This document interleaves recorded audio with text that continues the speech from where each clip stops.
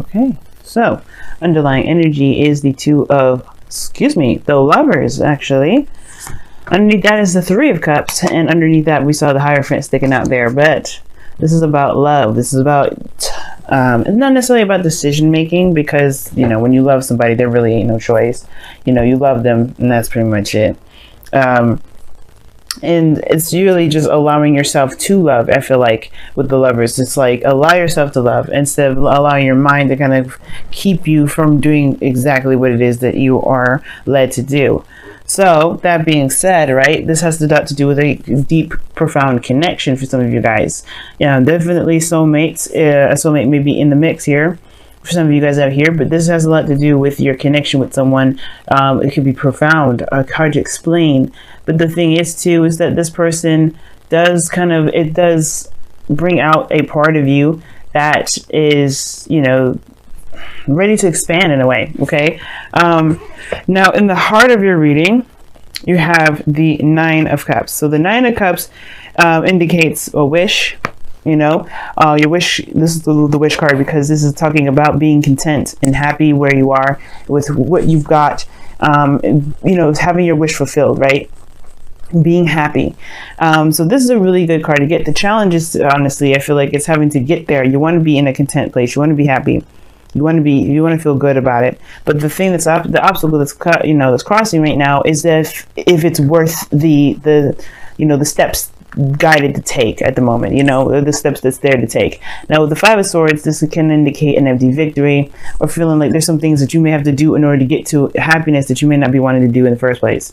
You know, maybe some things that you just kind of feel like would end up making you feel not so victorious even after doing that. You know what I mean? So there's this Five of Swords energy here that's keeping you from being able to feel happy. So there's some sort of process in which to go about having your happiness that may make you feel as though this isn't exactly worth the trouble, right? You're trying to figure out whether or not this is worth the worth all this, you know, the extra sacrifices and all that. You're trying to figure out if it's worth, you know, risking everything to kind of get what you want. Now, in the past, you have the Four of Swords. So definitely taking a rest, definitely taking a moment to relax a little bit. I feel like this is the thing, right? I feel like if you're in a relationship with somebody, it does kind of give me a bit of a feeling that there's a third party situation. Like maybe there's someone else that's involved with another person. Maybe this person is married, or this is you, right? Maybe you're married and you found someone outside of your marriage that, you know, made you really happy, that really connects with who you are. But there's some things that you may have to go through in order for you to be together, and that may be a very hard step. And you don't know whether or not if it's worth the effort or not. For some of you guys, it may not have anything to do with marriage. It may have to do with putting yourself out there to, surrendering some sort of control, you know what I mean, or something like that. Five of Swords is talking about a sacrifice. So whatever it is that you have to sacrifice in order to get to happiness, or however you feel like, whatever you feel like you have to sacrifice, because it doesn't necessarily mean that you really do have to. Sometimes you could compromise with the Five of Swords. But it's, again, that's still like getting a piece of what it is that would make you happy. You know, it's compromising. It's like, is it worth compromising or staying, being a stickler about what it is that you want? Now, I do feel like you guys took some time out to reflect on a lot of this. Took a lot of time to really think about what it is that you want. Really heal and reflect. Because now you have the Knight of Wands, which talks about kind of going with the flow, in a sense of like doing what you love to do, doing what you want to do, only what you want to do. You could be dealing with somebody that's a little bit inconsistent, someone that's an in and out, someone that's a player, or this could indicate here that you guys are trying to, you're just kind of doing what you can in the moment, right? Doing what you want to do in the moment, not pushing it, not stressing it, not anything like that. Now, the Knight of Wands is very Sagittarian, even though it can represent an Aries or a Leo. And I do feel like for some of you guys, with the Knight of Wands coming up, it could indicate that you guys, may be dealing with somebody that, is very passionate, very exciting. May have an age difference too, because he did have the Hierophant. We just see that pop out just a little bit. So it could be that this person's has a different age, and that may be something that may be difficult for you to kind of transition, you know, trying to figure out whether or not it's the, you know, if you can handle the age difference for some of you guys. Because ultimately everything leads to a choice. You have the Two of Pentacles that leads to the future. You have to make a practical decision, but it's a decision based off of your emotions. So whatever this Two of Pentacles is, I don't know if you're distracting yourself or you're trying to actually make a decision here, but it's most important that you focus on, or you look at what you feel about these options, because you know, you can pick any of the two, but if they, you know, if they don't do anything for you, I mean, you got to figure out which ones really resonate with your emotions, how they make you feel. This is a relationship, not a business. So it does kind of make sense, right? To kind of have to make practical decisions regarding your love life from the heart. So the thing is, right, your goal, aim, ambition is the Two of Wands. So this is really talking about making a decision and going for it, you know, just going ahead and just making it happen. You know, there's no right or wrong way of how to build a relationship. So whatever path that you take, it's totally fine. And I feel like that's your goal. You just want to make a decision and do something about it. You really want to just go in some sort of direction and make this relationship something, you know, or do something with this connection that you've got, right? The Knight of Wands is super passionate and super eager to go. And I feel like that's you guys. You're pumped. You're ready to go. You're excited about the, you know, the connection that you have, how you're feeling. You feel driven, and that Two of Wands to me is like definitely ready to take on the relationship that you got. Now your external energy is the Fool, so you're definitely starting a new beginning, or there's a new beginning that's definitely coming up in this, you know, with the Knight of Wands energy. So this is good, right? So, you know, you're coming into it with open, ready to experience. Good energy here, because I feel like with the Fool and the Knight of Wands, like I said before, very Sagittarian, because you're open to the experience and all that. You're definitely going to be traveling, and if not physical traveling, but you're going to experience something new. You're going to be starting fresh. And I feel like that, you know, that is a good approach to everything, because in your outcome, you have the Four of Cups. Yeah, Four of Cups. So Four of Cups, man, that's good, because I mean, it's not good actually, kind of, because it can indicate feeling stuck, and it's stuck on the Three Cups that you've been looking at before. Remember, this is underneath. So Three Cups talks about support, people that are around you, close net groups, family. And it could be that the Four of Cups may, you know, you may be feeling stuck in your emotions, not sure of, you know, of taking that risk, of taking a leap of faith. But in a way, it looks like you already are. Like you already are, but it feels like you kind of get stuck. I'm going to pull a clarifier for your outcome, because I wonder why you have so many good cards here, but then get stuck here at the outcome.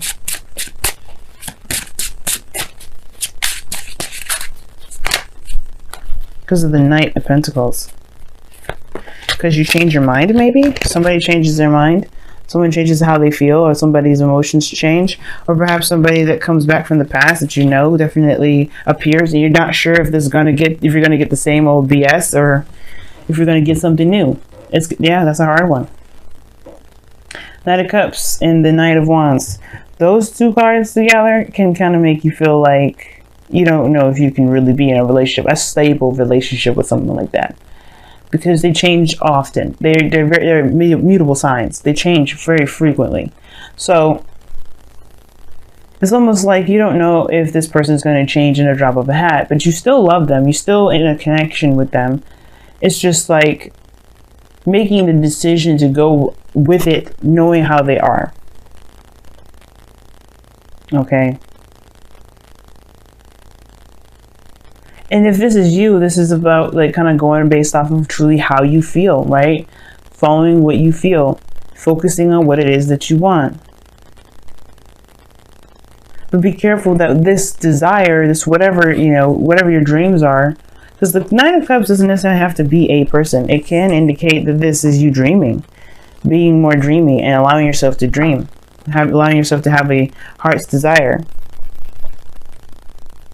So I feel like for some of you guys, this may have to do with you dreaming, you know, allowing yourself to dream instead of kind of settling for what you know, thinking outside the box in a way, or, you know, having dreams outside of the box. We're gonna go ahead and pull you guys some some oracle cards from the Messenger Oracle. We are all connected. Wow, nice. And we are. This is saying, like, this is really talking about the lovers that you got here in your underlying energy. And it's like, we all are going through very similar things. Soulmates, especially when we come in together, we have very similar things, in common. But the connection is real. That's the thing that I want to point out for a lot of you guys out here. Your connection is definitely real. Being in the moment with it is very good, but the Five of Swords is almost like you're not sure if it's worth being involved with the person, perhaps. I'm going to actually pull a clarifier for the Knight of Wands, because it's cool and all that you go from this to this, maybe having a lot more fun, but the Five of Swords is like, yeah, but there's doubt here. Three of Cups. Why is the Three of Cups coming up? Maybe reuniting with somebody, reconnecting with somebody that's a fire sign, or did you feel unreliable? Oh wow, there's literally this here. So this person is definitely, this Knight of Wands is definitely someone that you love. Or this could be the work that you're doing that you enjoy, that you really, really enjoy, I don't know why I keep saying enjoy, sorry. But this is something that you can feel very passionate about, that really drives you. Now, for some of you guys, I really feel like this is, this is a workplace. This is in a workplace for some of you guys, or this is having to do with the people that you are surrounded with, or this is someone that's very close to you, perhaps someone that's a friend that wants to become more, or you feel a very strong connection with a friend. Someone that you have a great time with, but you feel like there's more to the story, there's more to it. And I feel like that's the thing, because you know the nature of this individual, someone that's that only goes and does what they want to do, it's hard to kind of figure out whether or not it's worth pursuing or not. Is it worth, being selfish about it and going ahead and just trying to make it happen? Happy. It talks about happy when it comes up, talks about looking at a situation from a positive angle, from an optimistic angle. Very Sagittarian, but it's saying to kind of take a look at the situation and really find the goodness that's in it. Find the good parts instead of focusing so much on the parts that are difficult or the challenges that you're facing, because that can kind of apprehend and kind of keep you from doing something that you would do normally, that you would do normally if it wasn't there, right? It's like, okay, those factors are a part of it, right? Don't completely discount those. But what else, what good stuff can you get out of this relationship? What are you truly getting from this connection? You got cards in here that indicate you have to make a decision, but you already have, reflected and taken time, and that means, I feel like that means you had a truth. Now, for some of you guys, there may have been a pause in the relationship as well. Maybe you guys have had some time of distance, and maybe this person travels a lot. But I feel like that's the thing. It's hard, perhaps, to have somebody that's long distance, and you're trying to figure out whether or not it's worth continuing to pursue, or it's worth, kind of fighting for in a way. What sacrifice do you feel like you have to make to have this connection with this person that you believe is a traveler, rather than someone that settles down and stays in one space? Either way, this is a new beginning. You know that you're in love with this person. You know that you're connected with this person. And it's like, what are the good attributes about the relationship that would encourage you to move forward? Because you already know what you may have to sacrifice. You already know what some things that you may have to just compromise on. Like some things that you're just going to be like, okay, well, this has to happen. And you are connected. We are all connected, meaning that we are all woven into the same fabric. We may have our own situations, our own troubles, or whatever, but we are still a part of each other's lives in a great deal. We all have a story that connects us with everybody. So this person here definitely is a tie to you. But I feel like the biggest thing is to look at what can you do to make this relationship work? What are the good things that you can dredge up on this relationship? If you really have a hard time finding it, then it kind of gives you a better idea of what you should do, right? To make the decision that's best for you. Because if you can't find anything that's good about the connection, then yeah, then you may find yourself having a hard time continuing to move forward, because you're the Knight of Wands right now, if that's you. If this isn't you, then, you know, but I really feel like that's you, going with what your heart wants, going with how you feel about the project, about the relationship, about the job, about the career, about the lifestyle. You know, if it is truly authentic to you.